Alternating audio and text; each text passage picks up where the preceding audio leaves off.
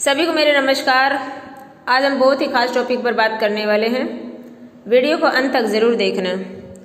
देखो, पश्चिमी सभ्यता बहुत ही क्या बताएं, पश्चिमी देश बार बार ब्रह्मचर्य का नाश करते रहे और अब ये लोग हमें भारतीयों को फॉलो कर रहे हैं, हमारी संस्कृति को फॉलो कर रहे हैं।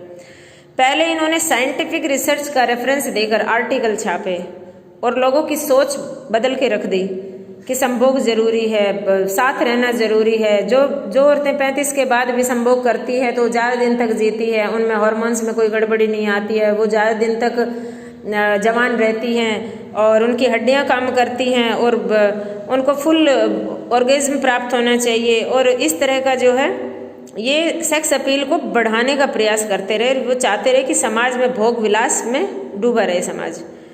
तो रिसर्च में इन्होंने ये भी बताया कि जितना ये चीज़ें ज़्यादा होंगी तो इससे औरतों में ज़्यादा ताकत बढ़ेगी। लेकिन सनातन धर्म और हमारी संयमी नारी साइंटिफिक रिसर्च को खंडित करती है।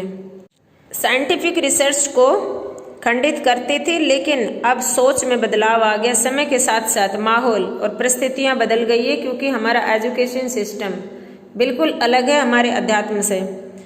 तो आज हम अध्यात्म के थ्रू ही चेतना के बारे में बताएंगे कि चेतना जिस द्वार से बाहर निकलेगी वही हमारा अगला जन्म डिसाइड करती है। कि देखो, शरीर में 7 ऊर्जा केंद्र है और इन 7 चक्रों पर ऊर्जा गतिमान रहती है। 7 ऊर्जा केंद्रों पर हमें अलग अलग ऊर्जा का यूज़ करना है। तो नीचे के 2 मूलाधार और स्वादिष्टान चक्र में ऊर्जा का यूज़ कब किया जाना चाहिए? मतलब वासना का यूज़ तब होना चाहिए जब इंसान को बच्चे पैदा करने होते हैं। लेकिन ऊर्जा यहीं पर अटकी रह गई है। बच्चे भी पैदा कर लेते हैं, शादियां भी हो जाती है, लेकिन उसके बाद भी इंसान भोग विलासी चाहता है कि कहीं वासना मिल जाए, कहीं भी संभोग मिल जाए, कर लूँगा। आदमी हो चाहे औरत हो, सबका मेन मोटिव यही हो गया है कि ये चीज़ छूट नहीं सकती।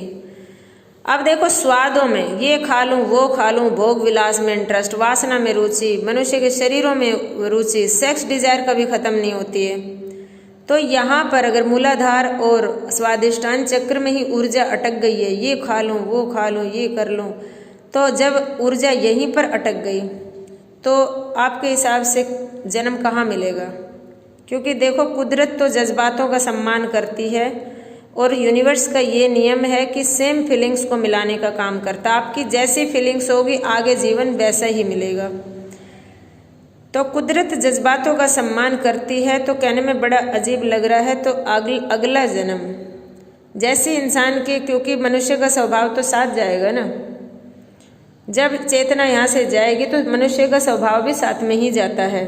तो इंसान की चेतना टॉयलेट के रास्ते से निकलेगी और अगला जन्म वेश्यावृत्ति में मिलेगा। क्योंकि जब जिस इंसान ने पूरी जिंदगी सेक्स की ही डिजायर की है तो उसको आगे सेक्स ही मिलेगा। सोचो, जब पूरी जिंदगी यही मिलेगा तो कैसा जीवन रहेगा, कैसा इंसान का कैसा घिन वाला जीवन रहेगा। इसलिए 50% लोगों की, आज के ज़माने में 50% लोगों की टॉयलेट के रास्ते चेतना बाहर निकल रही है। इतना ज़्यादा जो प्रोस्टिट्यूशन बढ़ा उसका मेन रीज़न यही रहा है कि लोग वासना, भोग विलास का स्वाद चखने में लगे हुए, भाग रहे, खाने का स्वाद ले रहे, हर जहाँ देखो ये खा लूँ वो खा लूँ। तो पाप के पीछे भाग रहे हैं खाने पीने में, क्योंकि जीभ का कनेक्शन स्वादिष्टान चक्र से है।